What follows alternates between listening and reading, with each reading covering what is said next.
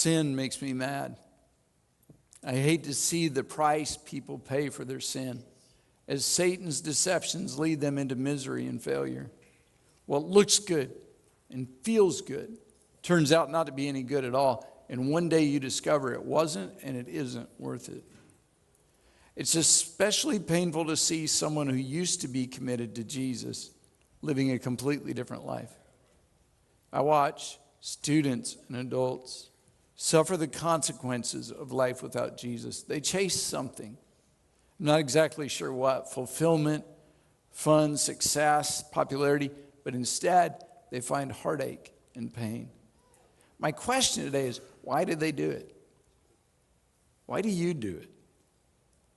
What makes people who know better make foolish choices? Some of you are trapped in a cycle.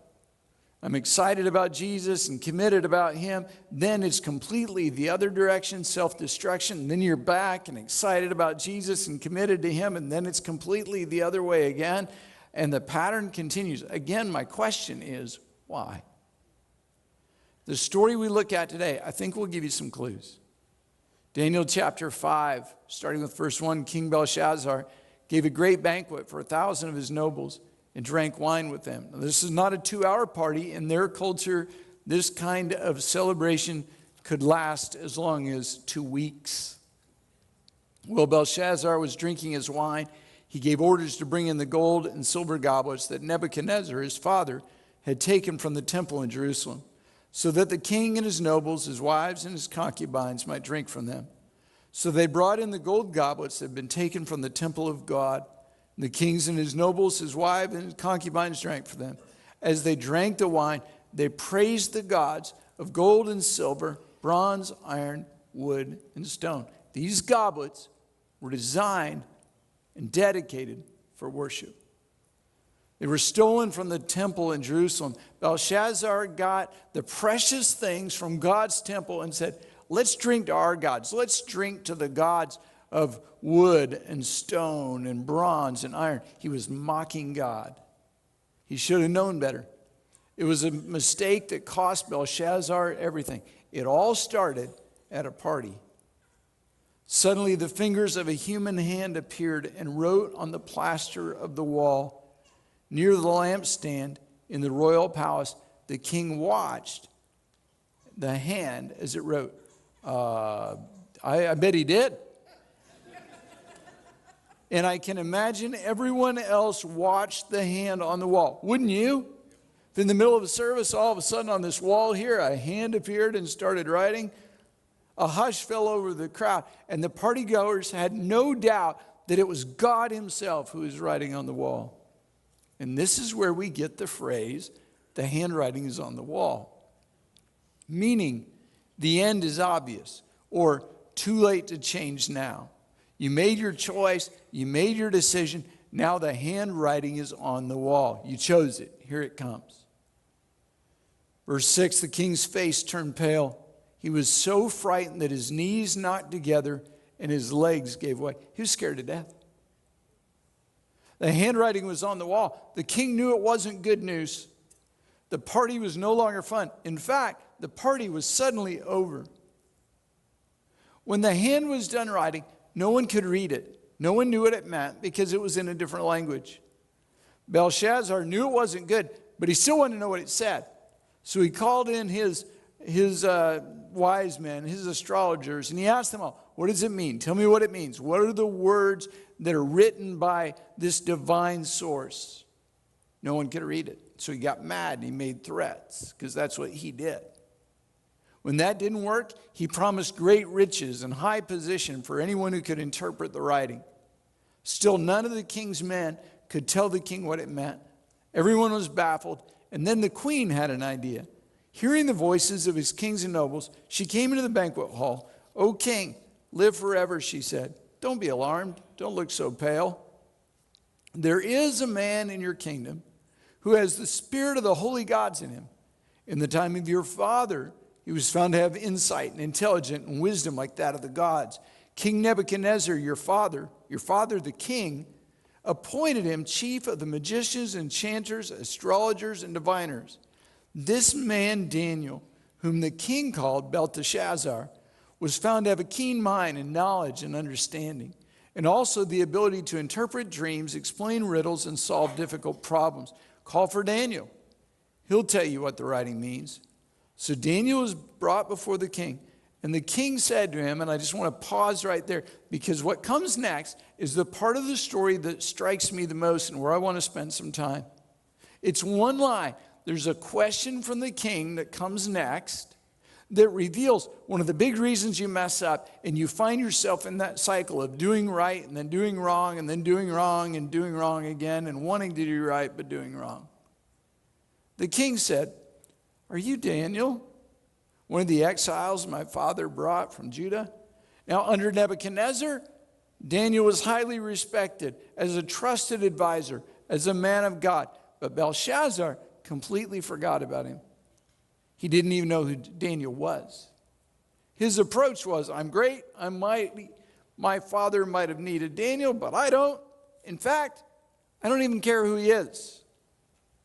There is a common theme in the Old Testament. Kings and rulers rejected the man of God and the word of God because they didn't want to hear a warning. They didn't want to know that they were wrong. They wanted to do their thing, their way, and ignore God. That same pattern is evident in the lives of people who fail and walk away from a relationship with God. I see it over and over. Men and women ignore the people in their lives who challenge them. They refuse to listen to pastors and friends who see them headed for disaster. They ignore all the warning signs. They blow through all the safeguards. They head their own direction. They're dead set on their way, and they don't want to hear the voice of God. The people they need the most, the Daniels, are the people they resist and ignore. Then it's too late. The handwriting's on the wall. They pay a horrible price. You've seen it. I've seen it. She was a good Christian, volunteered at the church. Her husband was deployed. Well, he was away. She met someone else. It started innocent. She was lonely. He was kind. They began to talk. And it quickly moved from friendship to attraction. Her friends noticed and warned her, "Be careful. This is dangerous. You're getting too close. You're talking to him too much." Her connection class teacher warned her, "I'm worried about you. Something isn't right." So she found new friends and quit the class. And what began as a friendship moved to an attraction and ultimately to an affair. By the time her husband returned home, it was too late. Handwriting was on the wall. Her marriage was destroyed. If only she'd listened to the warnings. I could tell stories all day. I can tell you about people who lost large amounts of money.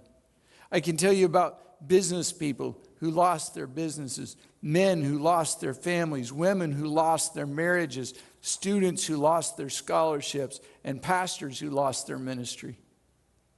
In every case, they ignored the Daniels around them. People who tried to warn them of impending disaster. Good people who wanted to help them avoid harm.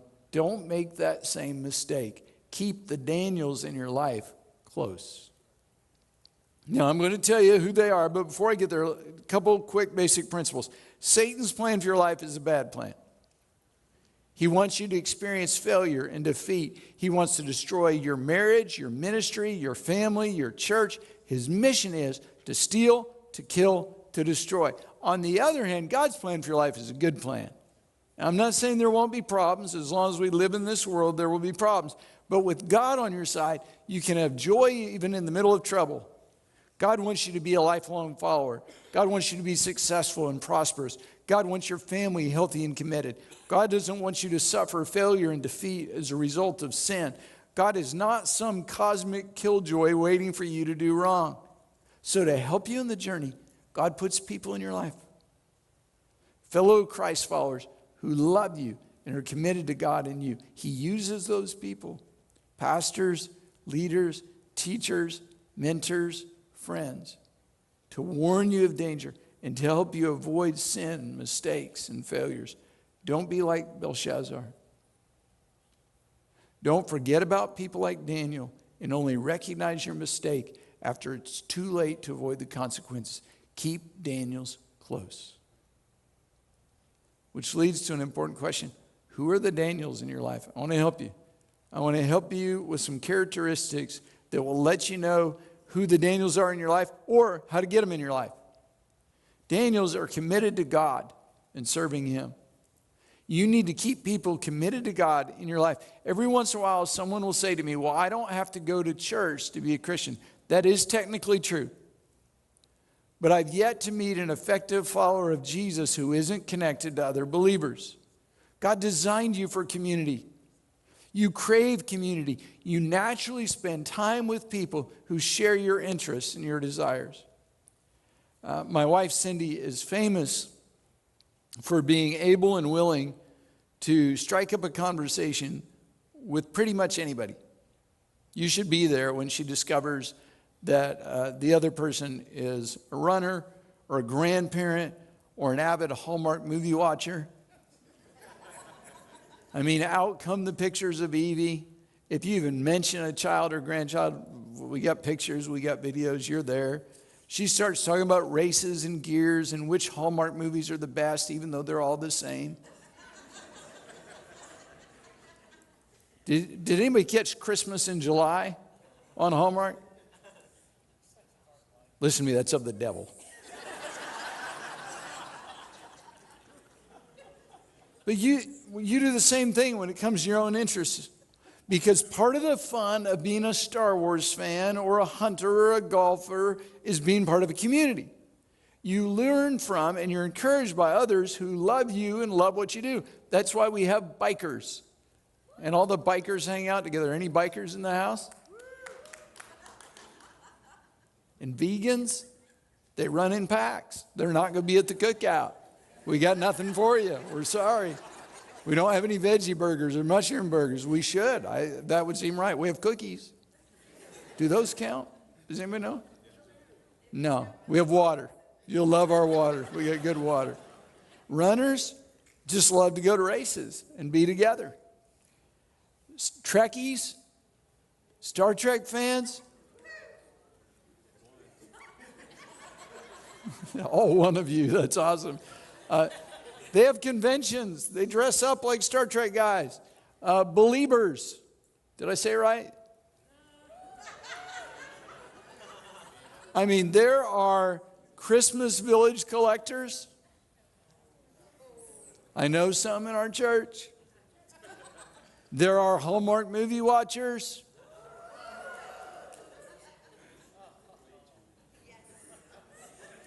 Who need a real hobby.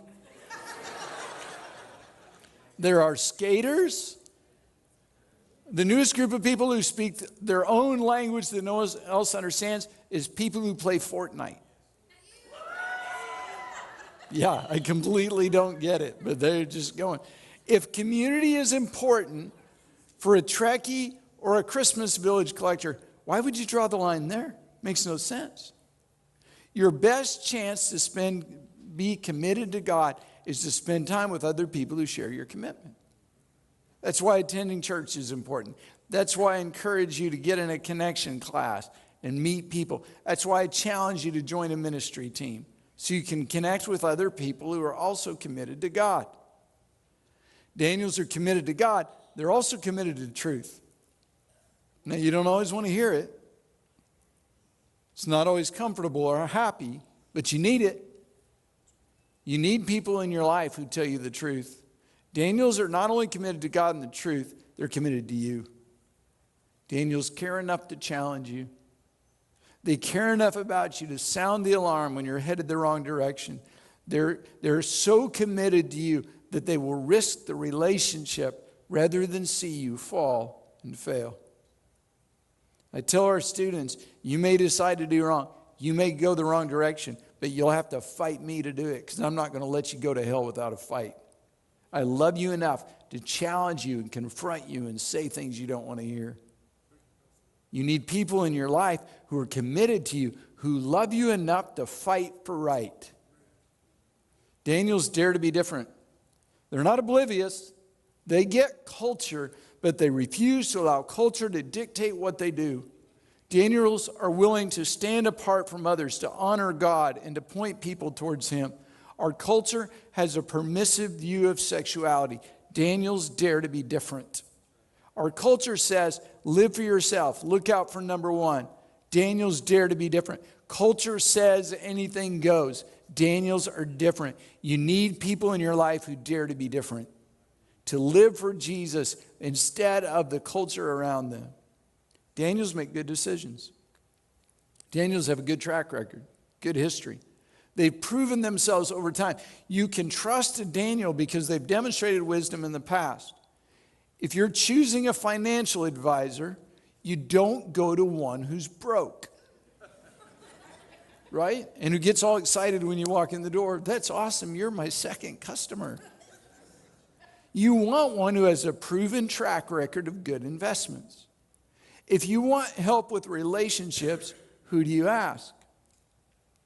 Well, let me answer that for you. Ask the person who's on their 13th marriage.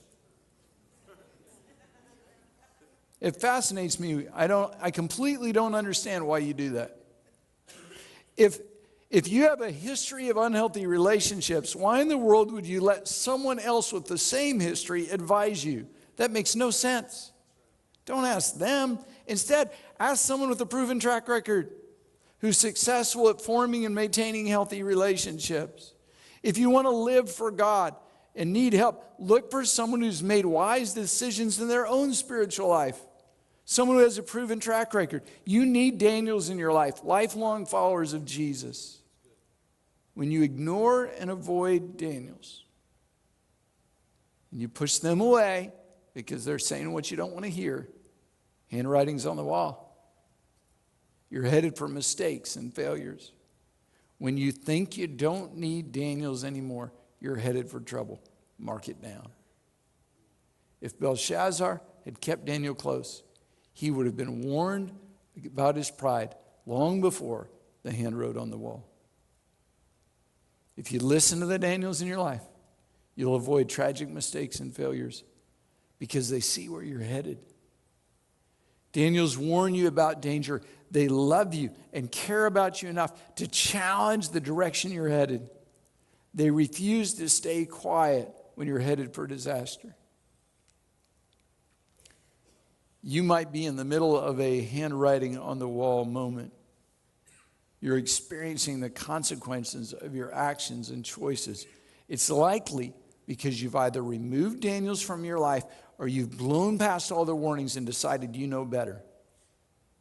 It's one of the most frustrating things about being a pastor. You'll warn someone and give them advice. They'll ignore it and completely go the other direction. And then somehow you have to recalibrate when they come back and say, how did it go so wrong? Because I can tell you what I want to say. It went so wrong because you wouldn't listen. It went so wrong because you decided you know it better than everybody else. It's the only way it could go. Daniel's warn you about danger. Well, there's still time to turn. You don't always enjoy it. You don't always want to hear it. It might be painful, but you need it.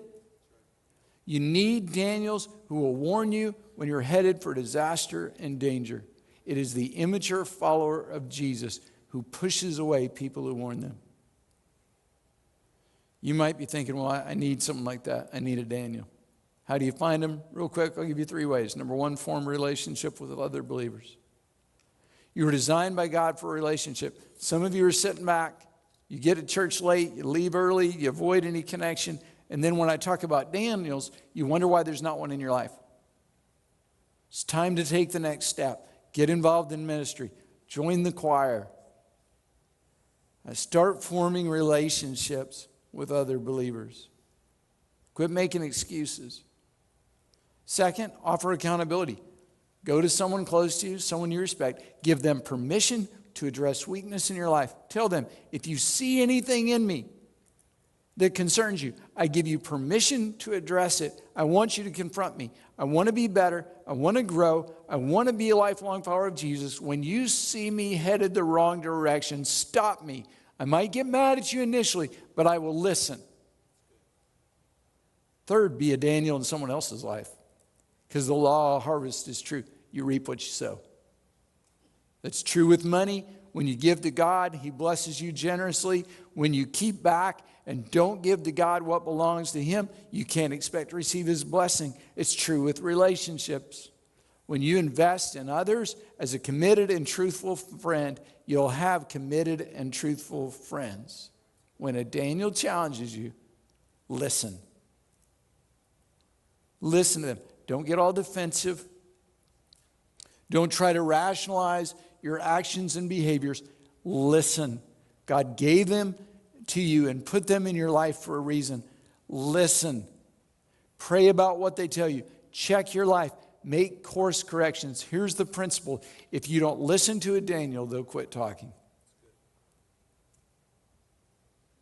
One of the first things I do when someone tells me, I want to be accountable to you, I look for something to confront.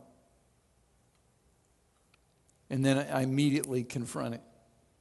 9 times out of 10, they get mad and they don't ever want to talk to me again. They didn't want to be accountable to me. They wanted me to tell them what they wanted to hear. Some of you, as I talk, a name comes to mind. You have a Daniel in your life. Don't be like Belshazzar. Don't neglect that important relationship. It's one of the biggest mistakes in my life. I thought there was an unlimited supply of people like that. And I allowed some Daniels to get out of my life. And it took a lot of work and a lot of effort to bring them back in my life. Don't be stupid like I was. Keep them close. Don't make them find you. Stay connected. Offer accountability. Maintain the relationship. Stay connected. You might not need a Daniel every day, but when you need them, you'd trade a dozen casual acquaintances for one Daniel. Apparently, Belshazzar never met Daniel. But Daniel was brought before the king, asked to interpret the dream. And now, back to the story, we discover the consequences. Daniel said, this is pretty bold, because this is a temperamental king who liked to kill people. Daniel said, you've set yourself up against the Lord of heaven. You had the goblets from his temple brought to you. You and your nobles, your wives, and your concubines drank wine from them. You praised the gods. And this is preacher voice. This is not yet, he's not interpreting. He just sees in the moment to say everything he wants to say. You praise the gods of silver and gold, of bronze, iron, wood, and stone, which you cannot see, hear, or understand. But you didn't honor the God who holds your life in his hand in all your ways. Therefore, God set the hand that wrote the inscription. That's the preamble. Now he says, here's what the inscription, here's what's written. Mene, mene, tekel parsin. And you say, well, what does that mean? Here it is. This is what the words mean. Meaning, God has numbered the days of your reign and brought it to an end. You thought you were the great king. You thought your kingdom was based on your power and your might. You thought you had it all together. You thought you had it all figured out. You thought your kingdom would endure forever. But there is a God in heaven who will not be mocked, and king, your kingdom's about to end. And he wasn't done. Tekel, you've been weighed on the scales and found wanting because of your pride and arrogance, and because of this last act of pride. You've been weighed and you've been found not worthy. You don't measure up, king. You're not all that in a bag of chips. Peres, your kingdom is divided and given to the Medes and Persians. Daniel looked at the king and said, too late. Not only are you about to lose your power, your kingdom's about to be defeated. Because of your sin and your pride, the entire nation will be conquered. You've been keeping captives, now you'll be captives. And history tells us that's exactly what happened. In fact, it happened that very night. The same year Belshazzar became king, there was another king in Iran named Cyrus, whose ambition was to rule the known world. Well, Babylon thought its kingdom would last forever. Cyrus moved into Afghanistan and conquered that nation. He then swept south into Egypt and began to attack the provinces of the Babylonian Empire. By the time Cyrus was finished, his kingdom extended from Iran all the way through Egypt, through Syria, through Palestine, all the way to Greece. By the end of the Persian rule, they controlled almost all the known and civilized world. And what Belshazzar didn't know was while he was celebrating his glory in a 2-week banquet, Cyrus was making inroads into the kingdom. In fact, the day of the party, they diverted the river that ran through the city of Babylon. And when the river dropped, there was space under the walls surrounding the city. The Persians came under the walls during Belshazzar's party.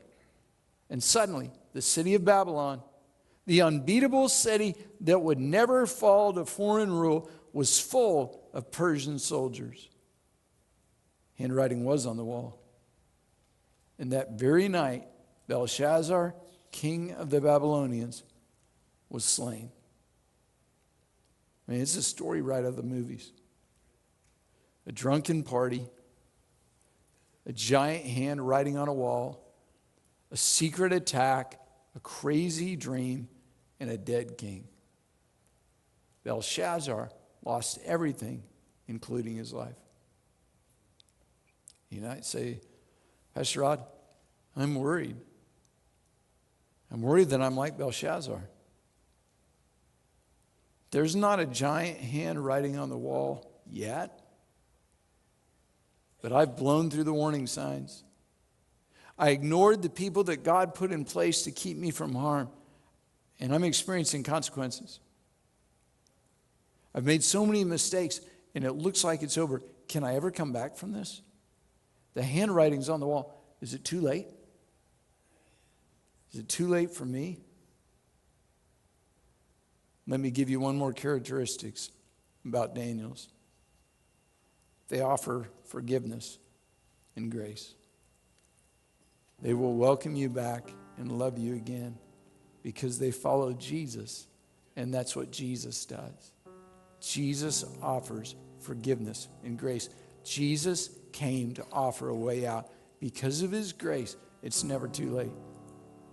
The handwriting may be on the wall, but it is never too late for Jesus to change your story.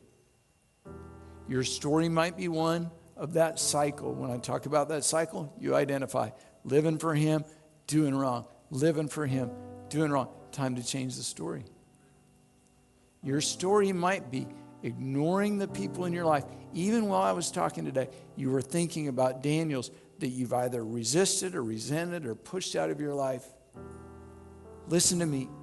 When you do, that's a huge neon flashing warning sign. When the Daniels in your life are saying, slow down, I'm concerned, caution, there's danger ahead, and you don't listen, handwriting's on the wall. It's not too late. It's never too late to change direction. Would you bow your heads with me? I want to pray for you.